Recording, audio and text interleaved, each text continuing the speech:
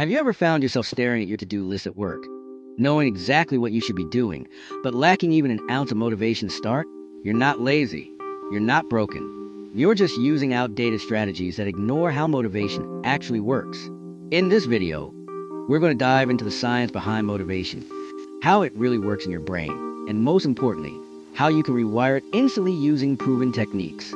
No fluff, no magic, just skill.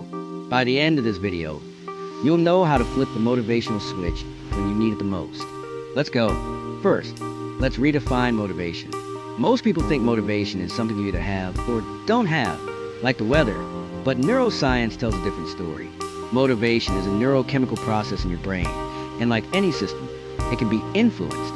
Think of it more like a circuit than a mood. If you understand the circuit, you can control the switch. The core chemical responsible for motivation is dopamine. But here's the part most people get wrong. Dopamine doesn't just reward you after you achieve something. It spikes before you take action.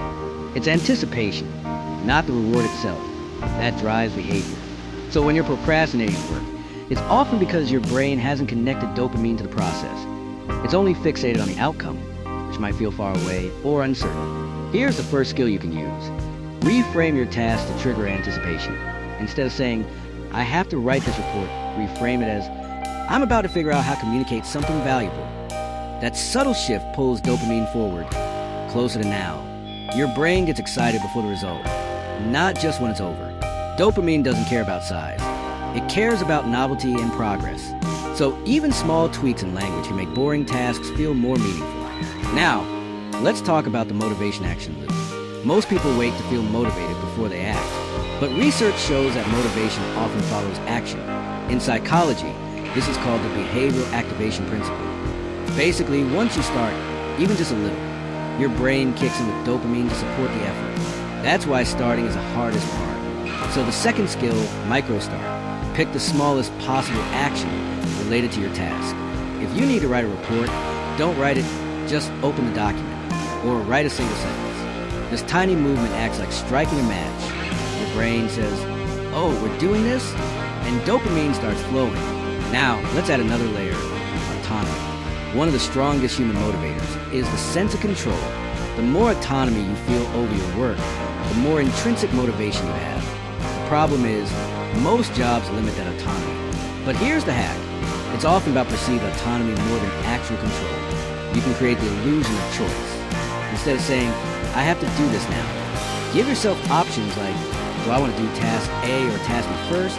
Or do I want to work on the standing or sitting? This tiny act of choosing tricks your brain into thinking it's in charge, which increases dopamine. Skill 3, build micro-autonomy. Add tiny decisions to your workflow that restore your sense of control. Next, let's address something most productivity advice misses completely, emotions. When you dread a task, it's usually not the task, it's the emotion you paired with it. Maybe it reminds you of criticism, failure, boredom, or rejection. Your brain avoids pain faster than it seeks reward. That's why it's easier to scroll than to start that email to your boss. The science-backed fix? Emotional labor. Studies show that simply naming the emotion you're feeling reduces its intensity in the brain. If you say, I'm feeling overwhelmed, or I'm nervous I'll mess this up, your amygdala, the fear center, calms down. Skillful, name entertainment. Don't bury your emotions under fake positivity. Surface them, name them, and then move forward. Let's go deeper. There's a part of your brain called the anterior cingulate cortex. It's responsible for conflict detection and effort regulation. When a task feels unclear or too big, this part of your brain says, too much risk, shut it down. That's where overwhelm and procrastination begin. Here's the fix. Clarity reduces cognitive friction. The more you define what done looks like, the more willing your brain is to engage. So the fifth skill, define done clearly.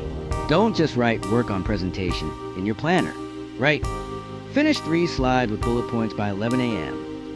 The brain is a goal-seeking machine, but only when the goal is concrete. Now let's talk about a huge myth, that you need to be passionate about your job to stay motivated. Passion is a result, not a requirement. The science shows that we tend to become more motivated after we gain competence. So the more skilled you become at something, the more likely you are to enjoy it. It's a feedback loop. Skill 6, stack small wins. Every time you complete a micro task, celebrate it. not with a party, but with a simple acknowledgement. Say to yourself, that's one more thing done. This creates a hit of dopamine and teaches your brain to associate effort with reward. And while we're here, let's bust another myth, that burnout is just about working too much. Often, burnout happens when you work without meaning, when your work feels disconnected from your identity, your values, or a sense of progress. Motivation evaporates. That brings us to skill 7, attach meaning to tasks. Even if your job doesn't feel life-changing, ask, who benefits from this work? Or what skill am I building right now?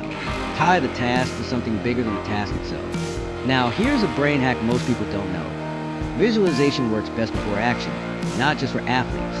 When you visualize yourself successfully completing a task, down to the physical sensations and environment, your brain lights up as if you're already doing it. This primes your motor cortex and reduces resistance to starting. So, skill 8, pre-visualization timing. Before you start something hard, close your eyes for 30 seconds and imagine yourself breathing smoothly. Your brain believes it. Now, let's talk about environment. Your physical environment is constantly triggering behavior. It's easier watching local light. It's easier to check your phone. Skill 1, time for dopamine. Create a workspace where cues support motivation. Put a checklist on your mindset. Use music. Remove distractions, not by will, but by design. Let's quickly read 9 steps. 1. Reframe tasks to trigger anticipation. 2. Use micro-starts to start the expert.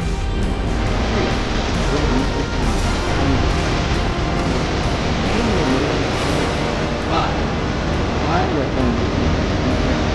6. Back motivation. 7. Use pre-visualization to prime your brain. 9. Design your environment to make motivation easier. See you in the next one.